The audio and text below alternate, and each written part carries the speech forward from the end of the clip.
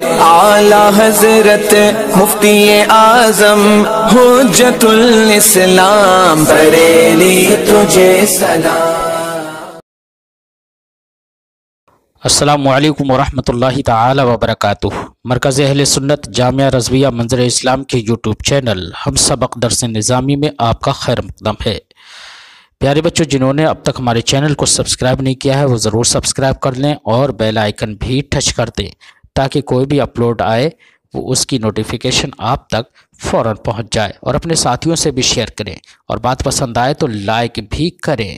اب آپ کے سامنے شرح تہذیب کی تلخیص جو امداد اللبیب لفہم التہذیب کے نام سے ہے، اس کتاب کو پڑھائیں گے مفتی محمد قمر صاحب۔ آپ ان کو بغور سماعت فرمائیں۔ بسم اللہ الرحمن الرحیم۔ والتمثیل هو بیان مشارکت جزئی لجزئی آخر فی علت الحکم لیثبت الحکم فی الجزء الاول۔ ما قبل میں آپ نے تمثیل کے تعلق سے یہ پڑھا تھا کہ تمثیل میں کیا ہوتا ہے، ایک جزئی کے حال سے دوسرے جزئی کے حال پر حکم لگایا جاتا ہے جو دونوں جزئی کسی ایک کلی کے تحت داخل ہوتی ہیں، جو دونوں جزئی کسی ایک کلی کے تحت کیا ہوتی ہیں، داخل ہوتی ہیں۔ تو ایک جزئی کے حال سے دوسرے جزئی کے حال پر کیا لگایا جاتا ہے، حکم لگایا جاتا ہے۔ تو اب اس کو شارح اس طریقے سے بیان کر رہے ہیں کہ تمثیل کا مطلب ہے ایک جزئی کا دوسری جزئی کے مشارکت کو بیان کرنا ہے حکم کی علت میں، ایک جزئی کی دوسری جزئی کے ساتھ مشارکت کو بیان کرنا ہے۔ قائم ہے جناب والا حکم کی علت میں، حکم کی علت میں، یعنی کہ جناب والا جو ایک جزئی کے اندر حکم کی علت ہے وہ دوسری جزئی میں بھی کیا حکم کی علت ہے۔ تو یہ علت دونوں جزئی میں کیا ہیں، شریک ہیں۔ اسی مشارکت کو بیان کرنے کا نام کیا ہے، تمثیل ہے۔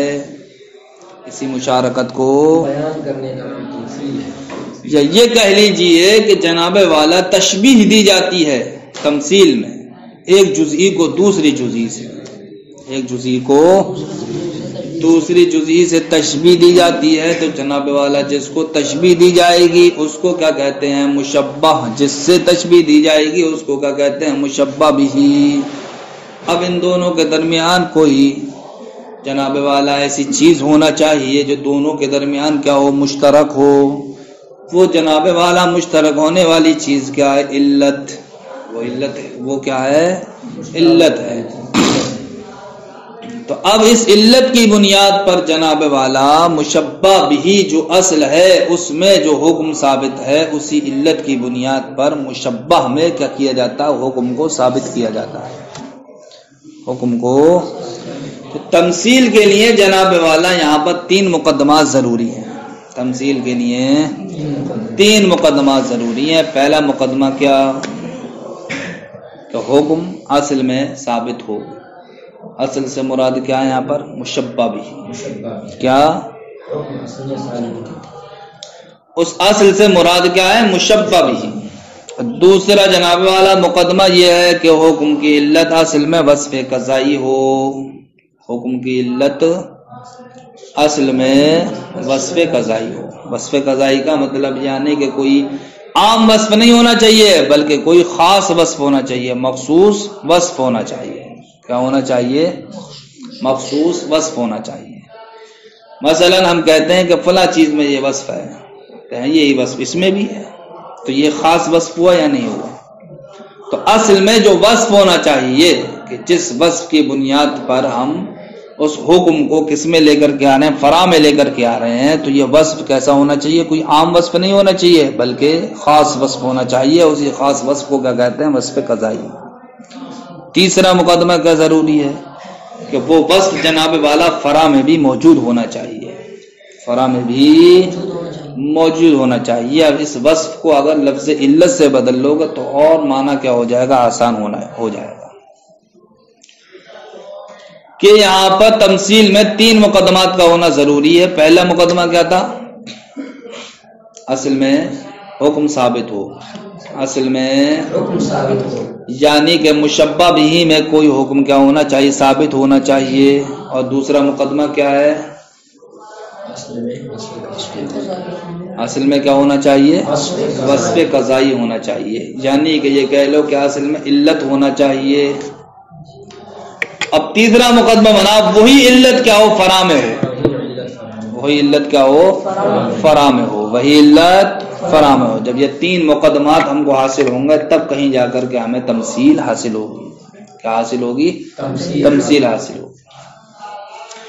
والتمثیل و بیان مشارکت جزئی لجزئی آخر، تمثیل کہتے ہیں ایک جزئی کی دوسری جزئی سے مشارکت کو بیان کرنا ہے، فی علت الحکم، حکم کی علت میں، لیثبت الحکم فی الجزئی الاول، تاکہ جناب والا جزئی اول میں بھی حکم کیا ہو جائے؟ ثابت ہو جائے، جزئی اول میں بھی حکم ثابت ہو جائے۔ اب ذہن میں خلجان پیدا ہو رہا ہوگا کہ جزئی اول میں حکم کو ثابت ہوگا، جزئی ثانی میں حکم ثابت ہونا چاہیے، تو جزئی اول کو جناب والا یا مشبہ بنایا گیا ہے، اور مشبہ کیا ہے؟ فرع ہے، اور مشبہ بھی کیا؟ جزئی ثانی ہے، اور جزئی ثانی کیا ہے؟ اصل ہے۔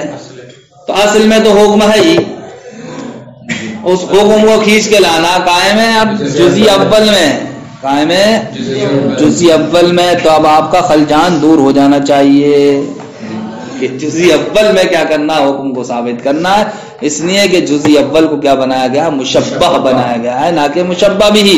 اگر جزئی اول مشبہ بھی ہوتا تو یہ جزئی اول ہوتا، تو جزئی اول میں حکم ثابت نہیں کیا جاتا، بلکہ وہ وہاں تو ثابت ہی ہے۔ لیکن یہاں پر جزئی اول کیا بننا ہے؟ مشبہ بننا ہے، اس لیے وہ حکم سے کیا خالی ہے، اب حکم کو کیا کرنا ہے؟ ثابت کرنا ہے۔ بمعنی بہی معنی کہ انہو تشبیہ جزء لجزء فی معنی مشترک بینہما، تمثیل کو اس معنی سے بھی آپ سمجھ سکتے ہیں کہ تمثیل کہتے ہیں ایک جزئی کو دوسری جزئی سے تشبیہ دینا ہے، ایک جزئی کو دوسری جزئی سے قائم صاحب فی معنی مشترک بینہما، ایسے معنی میں جو معنی دونوں کے درمیان، یعنی کہ مشبہ اور مشبہ بھی کہہ لو، یا جزئی اول اور جزئی ثانی کہہ لو، ان دونوں کے درمیان کیا ہے؟ مشترک ہے۔ کیوں صاحب تشبیہ دینا ہے؟ لیثبت فی المشبہ، تاکہ جناب والا مشبہ میں الحکم الثابت فی المشبہ بھی، تاکہ جناب والا مشبہ میں وہ حکم ثابت ہو جائے جو حکم مشبہ بھی میں کیا ہے؟ ثابت ہے، جو حکم مشبہ بھی میں ثابت ہے۔ المعللی، جو مشبہ بھی بذالک المعنی، اسی علت کی وجہ سے کیا ہے؟ معلل ہے۔ المعللی بذالک المعنی، کہ اسی معنی کی وجہ سے مشبہ بھی میں تعلیل کی گئی ہے، یا یہ کہہ لو جناب والا کہ اسی معنی کی وجہ سے مشبہ بھی میں حکم کو ثابت کیا گیا ہے۔ ارے علت جو اپنا کام دکھائے گی وہ اس کا کیا کام؟ حکم کو ثابت کرنا، لیکن یہ کام کیا کہلائے گا؟ معلل کہلائے گا، نہیں کہلائے گا؟ حکم ہی تو کیا ہے؟ اس میں تعلیل کرنے والا، یعنی کہ علت ہی کیا تعلیل کرنے والی ہے۔ اب آپ اس تعلیل کو بدل کر آپ یوں کہہ لیجئے کہ جو معنی مشبہ بھی میں کیا ہے؟ حکم کو ثابت کرنے والا ہے، جو علت مشبہ بھی میں حکم کو ثابت کرنے والی ہے۔ والجزئی الاول یسمى فرعا، جزئی اول کا نام فرع رکھتے ہیں، والثانی اصلا، اور جزئی ثانی کا نام کیا رکھتے ہیں؟ اصل رکھتے ہیں۔ بیان ذالک، اس کا بیان یہ ہے کہ ان حکم الخمر الحرمت، کہ جناب والا شراب کا حکم کیا ہے؟ حرمت، یعنی کہ حرام ہونا۔ شراب کیا ہے؟ حرام ہے، لیکن اس حرام کی علت کیا ہے جناب والا؟ وہ علت ہے اسکار، نشاور ہونا۔ وہ علت کیا ہے؟ نشاور ہونا۔ ٹھیک، اب ہم نے دیکھا کہ نشاور چیز کی ایک جز کیا ہے؟ شراب بھی ہے، یعنی کہ شراب کے اندر کیا پایا جاتا ہے؟ نشہ پایا جاتا ہے۔ لہذا نشہ، ہم نے نشے پائے جانے کی بنیاد پر شراب میں حکم لگا دیا کہ شراب کیا ہے؟ حرام ہے۔ ٹھیک، اب اس کی ہم نے ایک دوسری جزئی کو تلاش کیا، وہ مل گئی ہم گئے نبیذ، کہ نبیذ بھی جناب والا ایسی ہے کہ اس کے اندر بھی کیا پایا جاتا ہے؟ اسکار، یعنی کہ نشاور ہونا پایا جاتا ہے۔ تو جس نشاور ہونے کی بنیاد پر ہم نے شراب پر حکم لگایا حرام ہونے کا، اسی نشاور ہونے کی بنیاد پر ہم نے نبیذ پر بھی حکم لگا دیا کہ نبیذ بھی کیا ہے، حرام ہے۔ تو شراب بھی جناب والا اسکار جو گویا کہ ایک کلی کے درجے میں ہے، اس کا ایک جزئی ہے یا نہیں ہے؟ اسی طریقے سے نبیذ یہ بھی اسی اسکار کا کیا ہے، ایک جزئی ہے، ٹھیک۔ لیکن اصل کیا ہے اس میں؟ اصل ہے خمر، وہ بنا کیا، مشبہ بھی۔ اور جناب والا نبیذ کیا ہے، یہ فرع، یہ کیا بنا، مشبہ۔ تو اب ہمیں جناب والا جو مشبہ بھی میں حکم ثابت ہے حرمت کا، اس حکم ہم کو قائم میں ثابت کرنا ہے، نبیذ میں ثابت کرنا ہے۔ کس کی وجہ سے ثابت کریں گے ہم؟ اس معنی کی وجہ سے جو معنی خمر کے اندر پایا جاتا ہے، وہ معنی کیا ہے، اسکار۔ لہذا یہی اسکار نبیذ تمر میں، نبیذ میں پایا گیا، لہذا ہم نے نبیذ پر بھی حکم لگا دیا کائے کا، حرمت کا۔ تو دیکھو جناب والا مشبہ بھی میں جو حکم حرمت ثابت تھا، ہم نے اس حکم کو ثابت کر دیا کس میں، مشبہ میں۔ لیکن کس وجہ سے کیا؟ علت کی بنیاد پر کیا۔ وہ علت کیا ہے؟ اسکار ہے۔ یہی علت جناب والا جب خمر میں پائی گئی تو وہاں حرمت ثابت ہوئی، یہی علت جناب والا نبیذ میں پائی گئی تو اب نبیذ کی بھی حرمت ثابت ہو گئی۔ اس کا بیان یہ ہے کہ ان حکم الخمر کے شراب کا حکم کیا ہے، الحرمت، حرام ہونا ہے، وعلت حرمته الاسکار، اور اس کے حرام ہونے کی علت کیا ہے، نشاور ہونا، والنبیذ مشارک للخمر، اور نبیذ بھی جناب والا شراب ہی کے کیا مشارک ہے، فی علت الحکم، حکم کی علت میں، اور وہ کیا ہے، اسکار، فیثبت الحکم فیہ، تو اب نبیذ میں بھی حکم کیا ہوگا، ثابت ہو جائے گا، وہو الحرمت، اور وہ حکم کیا ہے جناب والا، حرام ہونا۔ وعلم، آپ جان لیجیے، انہ لا بد للتمثیل، کے تمثیل کے لیے جناب والا من ثلاث مقدمات، تین مقدمات کا ہونا ضروری ہے۔ الاولی، پہلا مقدمہ یہ ہے کہ ان الحکم ثابت فی الاصل، کہ حکم اصل میں ثابت ہونا چاہیے۔ اصل سے مراد کیا ہے، اعنی میں مراد لیتا ہوں المشبہ بھی، کیا مشبہ بھی۔ دوسرا مقدمہ یہ ہے کہ ان علت الحکم، کے حکم کی علت فی الاصل، اصل میں الوصف القضائی کیا ہونا چاہیے، وصف قضائی ہونا چاہیے، یعنی کہ کوئی خاص وصف ہونا چاہیے، یہ نہیں ہے کہ کہیں سے بھی اٹھا کے یہاں پر تم ثابت کر دو کہ یہ وصف ہے۔ الثالثۃ، تیسرا مقدمہ یہ ہے کہ ان الوصف موجود فی الفرع، کہ وصف جناب والا موجود ہونا چاہیے فرع میں بھی۔ فرع سے مراد کیا ہے یہاں پر، تو اعنی میں مراد لیتا ہوں المشبہ۔ فإنه إذا تحقق العلم بهذه المقدمات الثلاثة تحقق العلم، تو جب جناب والا ان تین مقدمات کا علم کیا ہوگا، ثابت ہوگا، جب ان تین مقدمات کا علم ثابت ہوگا، ينتقل الذهن إلى كون الحكم ثابتا في الفرع أيضا، اب جناب والا ذہن منتقل ہو جائے گا حکم کے فرع میں بھی ثابت ہونے کی جانب، حکم کے فرع میں بھی ثابت ہونے کی جانب۔ وہو المطلوب من التمثیل، اور یہی کیا ہے، تمثیل سے مطلوب ہے، اس لیے کہ تمثیل میں کیا ہوتا ہے، ایک جزئی کو دوسرے جزئی سے مشابہت دی جاتی ہے، کیوں؟ تاکہ جناب والا جو حکم دوسری جزئی میں ثابت ہے وہی حکم ہم جزئی اول میں ثابت کر سکیں۔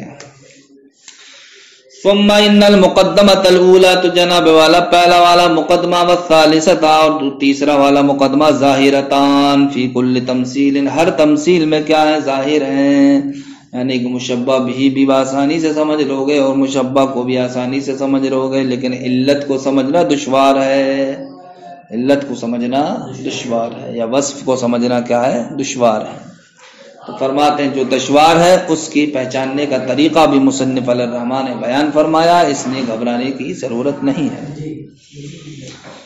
ثم ان المقدمۃ الاولی، پھر یہ کہ جناب والا پہلا والا مقدمہ یعنی کہ مشبہ بھی، والثالثۃ، اور تیسرا والا مقدمہ یعنی کہ مشبہ، ظاہرتانی فی کل تمثیل، یا ہر مثال میں کیا ہے، ہر تمثیل میں ظاہر ہے۔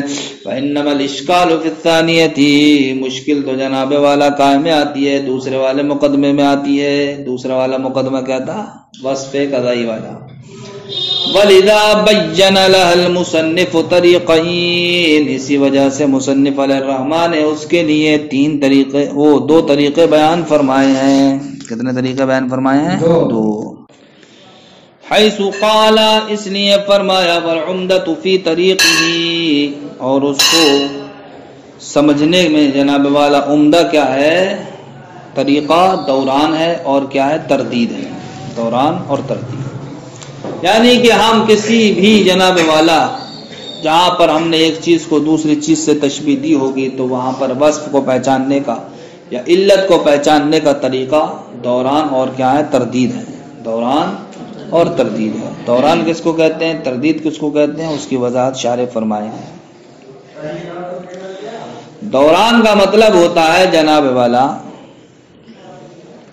کہ علت کے پائے جانے سے حکم پایا جائے اور علت کے منتفی ہونے سے حکم کیا ہو جائے؟ منتفی ہو جائے۔ یعنی کہ حکم کا دار و مدار کس پر ہونا چاہیے؟ علت پر ہونا چاہیے۔ علت ہو تو حکم ہو، علت نہ ہو تو حکم نہ ہو۔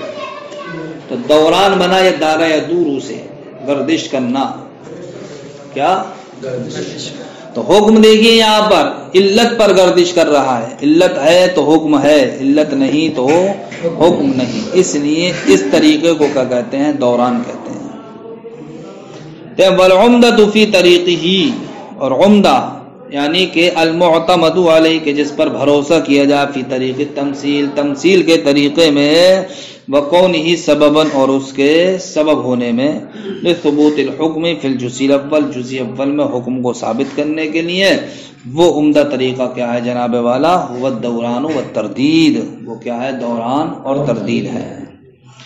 وقد يعبر عن الدوران، اور جناب والا کبھی کبھی اسی دوران کو تعبیر کیا جاتا ہے طرد و عکس سے، کیسے؟ طرد و عکس سے، یا کہہ لو جامع اور مانع سے، جامع اور مانع سے۔ اب دوران کس کو کہتے ہیں؟ وہ تبعیت الحکم للعلت، وہ حکم کا علت کے تابع ہونا ہے، حکم کا علت کے تابع ہونا ہے، وجوداً و عدماً، وجود اور عدم کے اعتبار سے، یعنی کہ جب جب علت پائی جائے تب تب حکم پایا جائے، اور جب جب علت معدوم ہو تو تب تب حکم کیا ہو؟ معدوم ہو۔ بمعنی ان الحکم یثبت عند ثبوت تلک العلت، بئی معنی کہ حکم ثابت ہو اس علت کے ثابت ہونے کے وقت، وینتفی عند انتفاعیہ، اور حکم منتفی ہو علت کے منتفی ہونے کے وقت، بہذا المعنی، اسی معنی کی وجہ سے، یسمى الحکم دائرا، حکم کا نام کیا رکھا جاتا ہے؟ دائر رکھا جاتا ہے، حکم کا نام دائر رکھا جاتا ہے، کہ حکم تو جناب والا گردش کرنے والا ہے یا نہیں ہے؟ تو آپ گردش کرنے والے کو کیا کہو گے؟ اس میں فاعل سے تعبیر کرو گے نہیں کہو، تو کیا بنے گا؟ وہ دائر۔ وذالک الشیء، وہ شے خود کیا بنے گی؟ مدار، وہ شے خود کیا بنے گی؟ مدار، یعنی کہ وہ حکم کیا بنے گا؟ مدار، یعنی کہ جس کو گردش کرایا گیا۔ ارے علت